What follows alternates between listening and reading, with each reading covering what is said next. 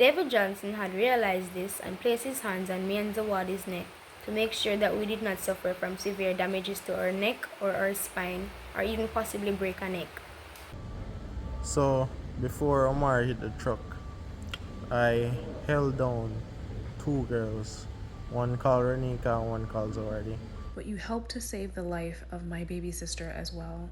And for that, I am forever grateful to you.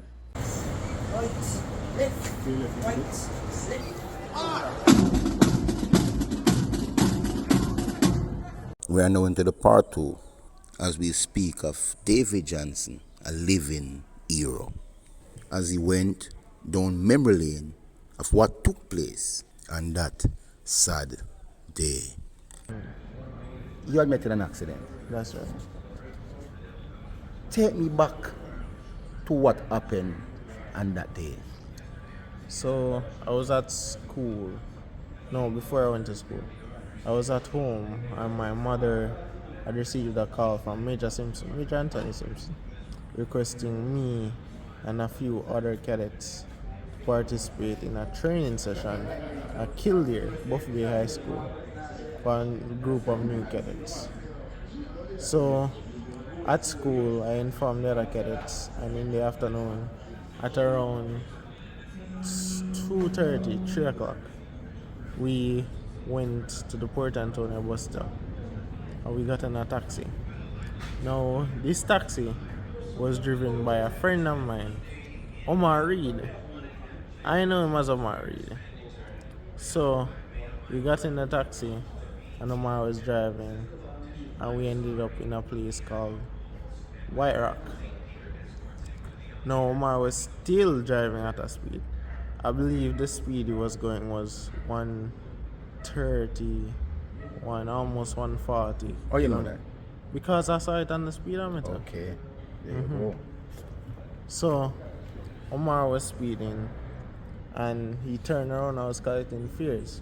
I believe he was collecting fares from one of the passengers called Zawadi. So, I saw a truck at the top of the hill. I thought Omar saw the truck, so I didn't say anything to him.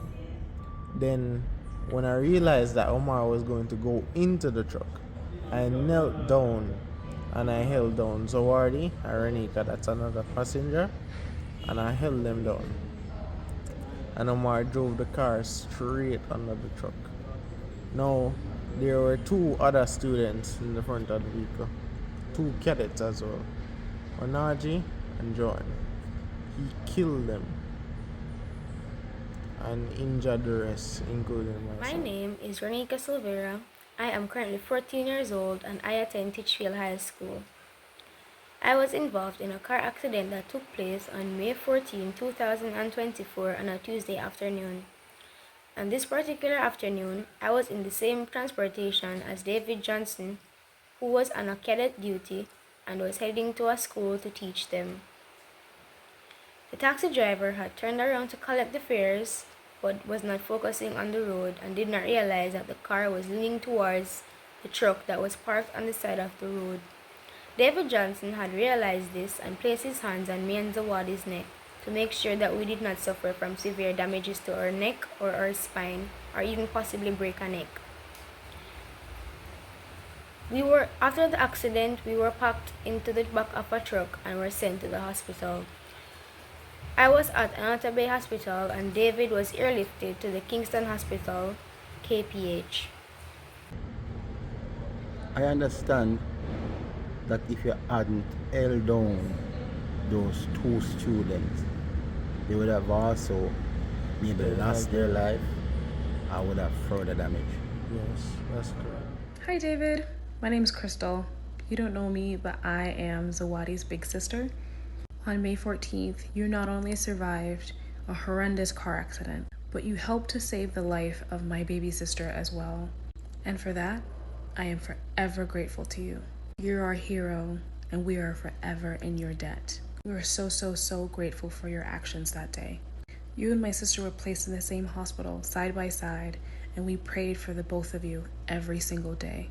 We continue to pray for your strength, growth, health, and abundance of blessings every single day. I cannot wait to meet you in person. So, before Omar hit the truck, I held down two girls, one called Renika and one called Zawardi. They were both cadets as well, and I trained them. Now, in the process of thinking what to do, I thought, well, is either them or me? And I made the decision instantly, me. So I went to the front of the vehicle, well, not the front, the second row of the vehicle, and I held them down. And Omar drove the car straight under the truck, killing the two guys in the front, Onaji and Joan, and injuring everyone in the back. I went unconscious. I woke up in the Kingston Public Hospital where a nurse, no, a doctor, I don't remember the name of the doctor, but a doctor woke me up and said, you were in an accident and you received a brain injury and two strokes, one to your right side and one to your left side. And upon hearing that, I tried to move my right side, I couldn't move it. Tried to move my left side, I could, but it was weak.